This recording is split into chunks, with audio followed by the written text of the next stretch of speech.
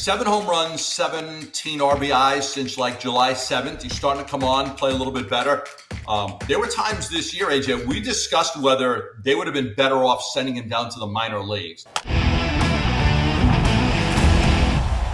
Okay, through play on Wednesday, the Arizona Diamondbacks have now won 18 of 23 games. They're on fire. I don't feel like they're getting enough attention, so let's see if we can help the case here right now. John Gambadoro joining us, and a longtime sports radio talk show host on Arizona Sports 98.7 FM out in Phoenix. It's been a minute. So, John, how you doing? I think we're going to be talking more frequently if this team keeps playing like this. Yeah, well, they got off to a terrible start this year. They had all the injuries. They had so many injuries, and they're still dealing with injuries. Gabby Moreno's out right now. Christian Walker's out right now. Merrill Kelly's out. They just got Erod back. It is amazing that this team that was on May 4th, they were 6-7 games under 500. It's amazing that they're 10, 11 games over 500 right now and within 3 of the Dodgers. Hey, John, it's Cam Maben here. I want to get straight Cam. to it. When you talk about just how amazing this run has been, I want to shed some light on the guy who I think quietly, in my opinion, has put his name into the MVP race, and that's Ketel Marte. Where would this team be without him, and how special has he been for the D-backs this season to keep them right in the mix of this thing? You know, Cam, that was the best trade Mike Hazen ever made. It was actually his first trade when he got Ketel Marte in that Seattle deal when he became the GM. I think he's got a legitimate shot to overtake Ohtani. Now, I know everybody's going to say Ohtani's number one in all the categories, and I get it. His wins above replacement. Marte's right next to him in wins above replacement. He actually plays a position at a high level. He's a very good defensive second baseman. He has carried this baseball team. Eugenio Suarez, twice they were one day away from kicking him off the team. There were two times they were going to cut him. Corbin Carroll's had a terrible year. He's coming on a little bit now, but he's had a terrible year.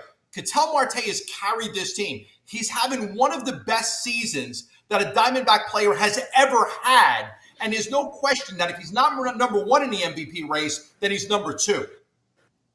Man, you must have watched our show yesterday. Because I said this yesterday.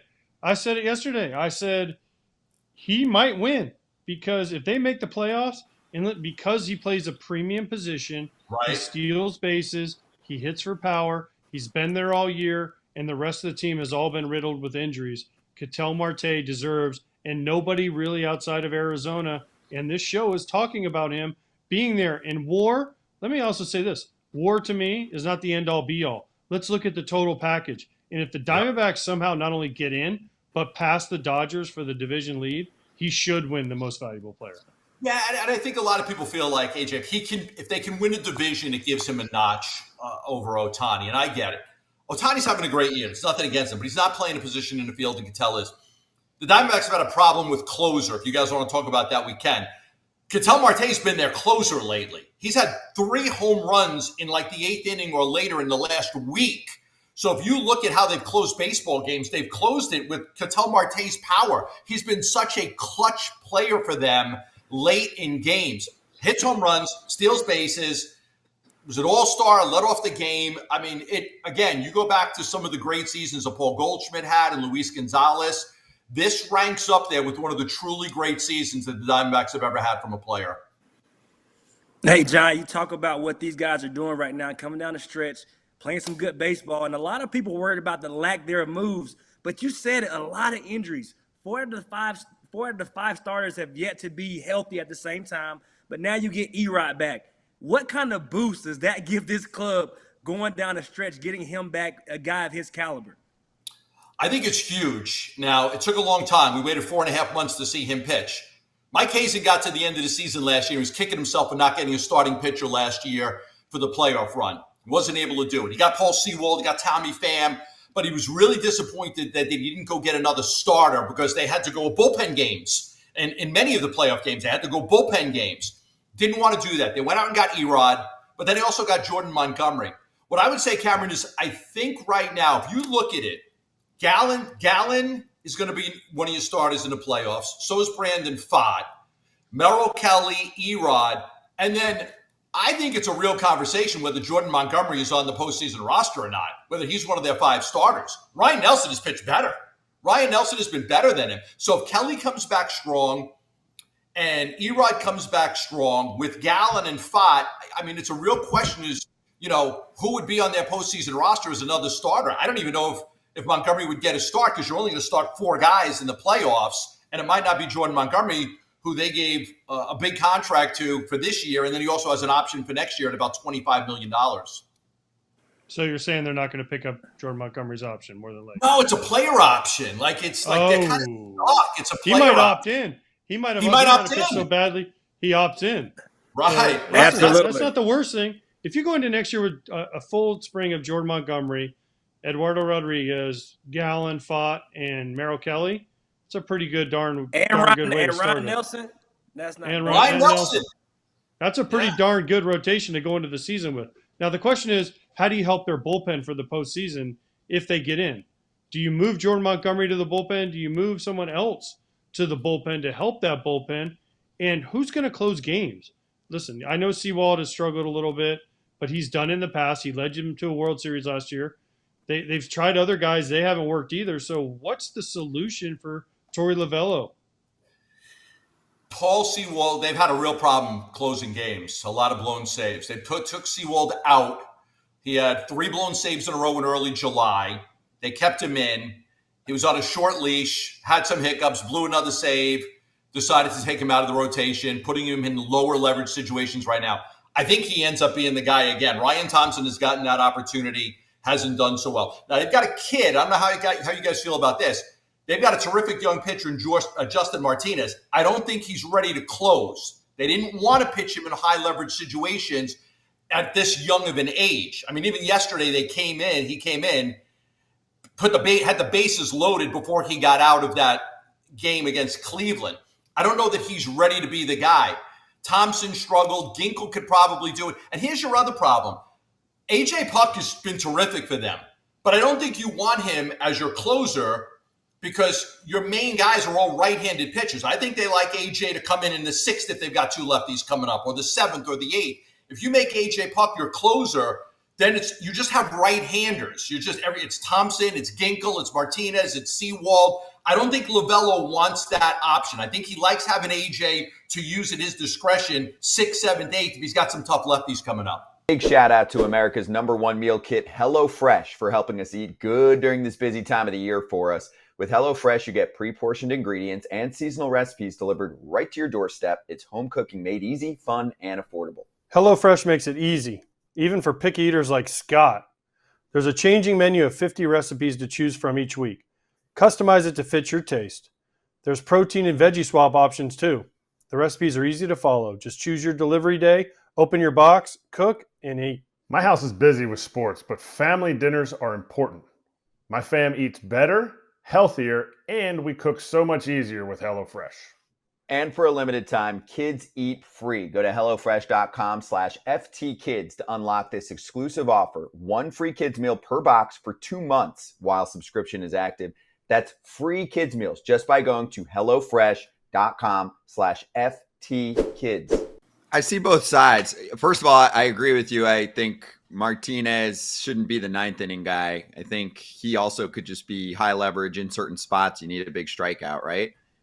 With Puck, I do think the splits are good enough that he could handle the 9th inning. I kind of like the idea of, you try out Sewald, but you also have Ginkel and Puck. And you know how the front offices work nowadays too. They don't even just match up, lefty, lefty, righty, righty. They're looking at swing paths and how each arsenal plays out. So I think they have a ton of high leverage options. I thought Puck was a brilliant pickup. So do you think there's a case where this postseason they kind of just mix and match and have potentially 3 guys that can pitch the 9th inning?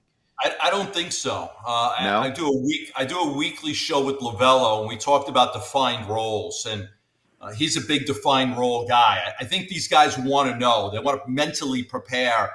Am I coming in the game in the 7th, the 8th? Mentally, you just kind of want to know. You don't want to go into a game and have no idea what inning you're going to pitch. I think right now it's, by committee until he figures out if Sewald can do it again, giving him a little break, or he picks somebody else. He's tried Thompson. He's tried Martinez. I do like Puck for earlier in the game. I do, because because he's really tough on lefties, man. He's really good. I think within the next couple of weeks, he'll define that role. Because I don't think they want to go into the playoffs with 4 options as their closer. I think they want these guys to know what their roles are. Agreed. All right, so we've discussed the starters. We've discussed the bullpen. Now we got to discuss a star. What's wrong with Corbin Carroll? This guy was on track to be a possible MVP, won the Rookie of the Year going away. Again, led this team. Everyone's hyped him up. And then is this just a sophomore slump? 7 home runs, 17 RBIs since like July 7th. He's starting to come on, play a little bit better. There were times this year, AJ, we discussed whether they would have been better off sending him down to the minor leagues. Now, there have been some Rookie of the Years that have been sent down to the minors before. It's not like it's never happened.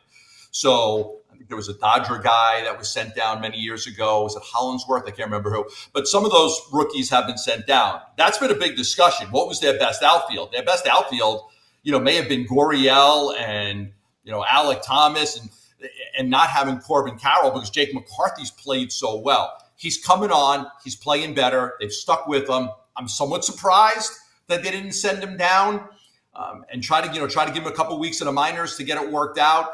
But he just hasn't been the same hitter. His plate discipline's been a little off this year. I think he had a lot of power last year, and then that power went away, but it's starting to come back now. If you've noticed in the last few weeks, there's a lot of triples. So I think he's starting to come on now and play the type of baseball that, we remember him from last year. But it's a smaller sample size, so there's still a lot more for him to do to kind of get back on track.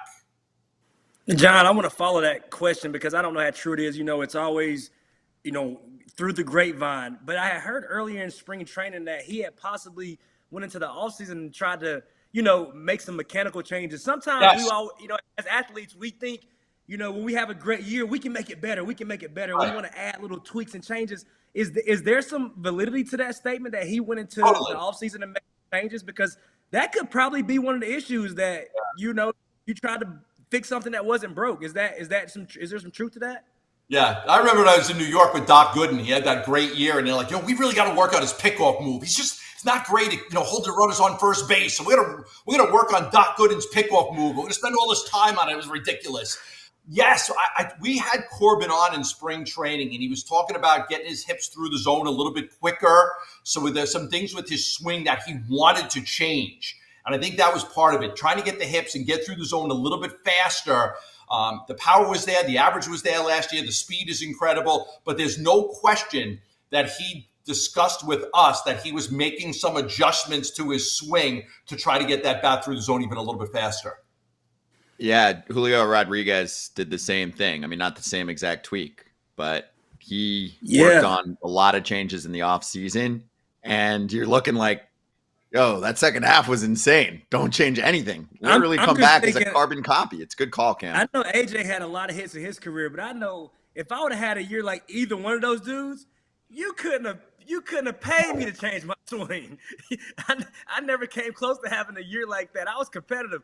But if you would have told me I would have had years like those guys and somebody would have tried to convince me, hey, you need to, put your hands up by your ear, I would have been like, hey, man, go kick rocks with open toe sandals on. I would have never happened. Right.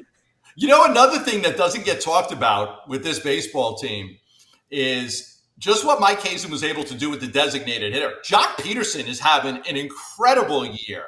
This is the first time they went out. Last year, they kind of did it by committee. They'd take an outfielder or a first baseman and have somebody else play DH. They decided to go get that lefty-righty combination with Grichuk from the right side and Jock Peterson from the left side. Jock Peterson has been an unsung hero for this baseball team. He has done a great job for them. And they bring in Josh Bell, and they get him for nothing because you can get corner infielders for nothing these days. I mean, gave up nothing to get Josh Bell. He's playing really well. They get him to replace Walker. But when Walker comes back, think about this, guys. Walker comes back. Say you go into the playoffs. You got Jock Peterson from the left side. Now you've got an option from the right side. You can either go with Randall Grichuk or you can have Josh Bell as your designated hitter against left-handed pitching. I mean, that's a tremendous option that Lovullo will have as well. That we discussed this on our show yesterday. Nobody's talking about it. But, yeah, Walker comes back. He's your first baseman. But you've still got Bell to possibly be a DH against lefties. You're right. Hazen deserves a ton of credit. He is nailing the decisions that he's making. And by the way, last best trade years. ever? Best trade ever might be for Moreno and Gurriel for Varsho. Yes, I know Ketel Marte. Better Well, than you got a Marte. catcher. You got a Better catcher than for the Ketel next Marte. possibly 10 years. You got a stud left fielder.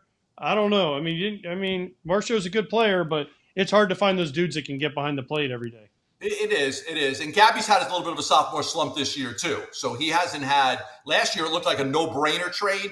This year it looks a little more even. Time will tell on that. But, man, Ketel Marte I think that's been the best trade. But the Moreno trade has been with Gurriel because they kept Gurriel. They re-signed Gurriel, and he's been really good for them. And they signed up Ketel long-term, which was also a brilliant move, right? Because they've got him under team control. Look at that contract. That contract and Jose Ramirez might go down as two of the best club-friendly deals. Seriously, when you talk about what these guys bring to the table, I'm talking about criminally underpaid at this point. But, hey, it'd be good for those organizations. He's been here for 8 years now, Marte. That's the same amount of time that Goldschmidt played here, the same amount of time that Luis Gonzalez played here. You go look where he is. He's second, third, fourth, fifth in almost every offensive category. He's going to pass a lot of guys. He's going to end up as, one of the best all-time players they've ever had, either number one or number two in almost every category. I'm glad we're giving him attention. So this team's a problem right now for the rest of the league. They just punched Cleveland in the face, and that's a pretty good Guardians team. So, John, this was great, man. Really appreciate the time. Everyone give him a follow. He's got a ton of followers at Gambo987. We'll post some of these clips. Listen to the show if you're out in Arizona on 98.7, and appreciate it. What's up, AJ? All right, you got it, guys. 3 games. John, don't lose that passion. I love it. Yeah, exactly. Anytime you guys want to talk baseball, that's my sport. You let me know. Yeah. Hey, everybody, be sure to like and subscribe for more content. We're back here every weekday, all year long, so do not miss an episode. The videos are coming in all day. Here's another video you might enjoy. Baseball the way it should be covered.